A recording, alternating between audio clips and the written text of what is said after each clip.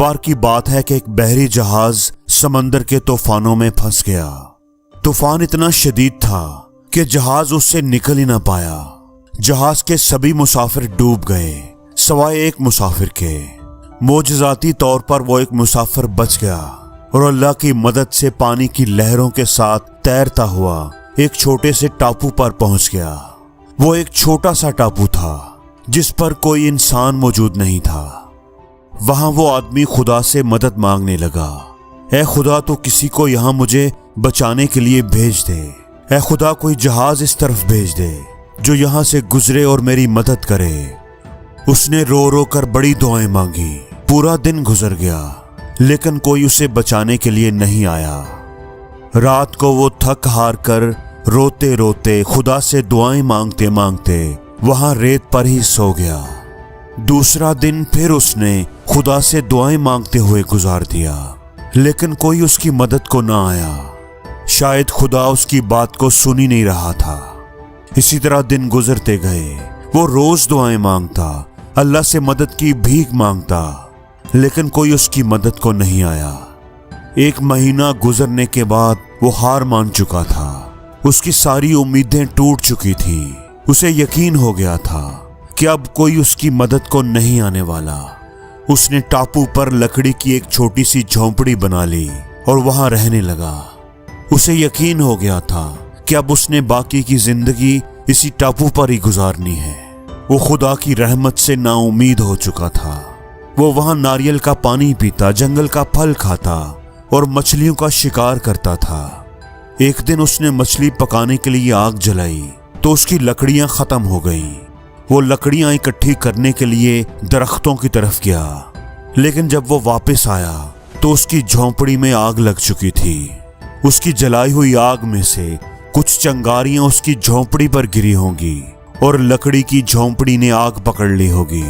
उसके आते आते पूरी झोंपड़ी जल चुकी थी। ये देखकर वो बहुत उदास हुआ और खुदा को कोसने लगा। उसने कहा कि ऐ खुदा तू बहुत बुरा है। मैंने मदद मांगी लेकिन तुमने मेरी बात नहीं सुनी। कोई मेरी मदद को नहीं आया।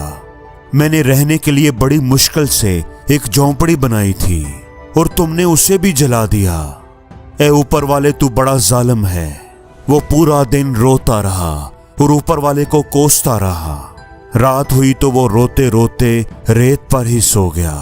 सुबह जब उसकी आंख खुली तो उसने देखा कि एक बड़ा सा बहरी जहाज साहिल पर खड़ा हुआ है।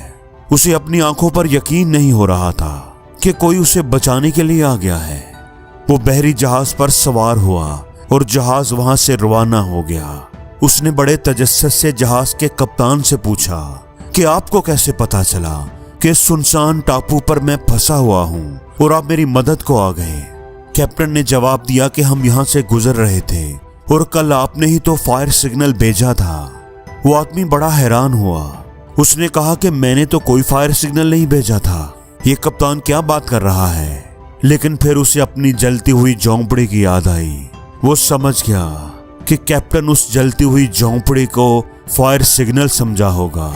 उसे एहसास हुआ कि झोंपड़ी में आग लगना तो दरअसल ऊपर वाले का ही प्लान था, मेरी मदद करने के लिए, ताकि मैं इस टापू से निकल सकूं।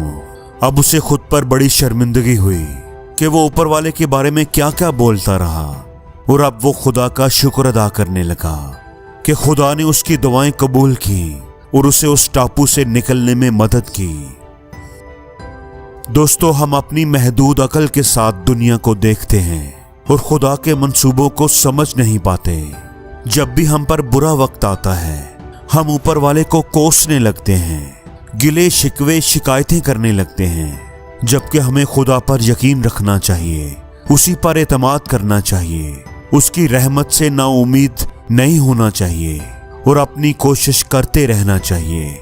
जब भी जिंदगी में बुरा वक्त आए तो हमेशा याद रखना कि उसमें भी ऊपर वाले ने आपके लिए कुछ बेहतर सोच रखा है जो अभी आपको समझ नहीं आ रहा, जो सही वक्त आने पर आपको पता चलेगा। इसलिए हमेशा खुदा की रहमत से पुरुमीद रहिए, हार मत मानिए और अच्छे अमाल करते रहिए और इस बात पर यकीन रखिए कि खुदा आपकी मदद जरूर करेगा। आपके इस बुरे वक्त को जल्द ही टाल देगा।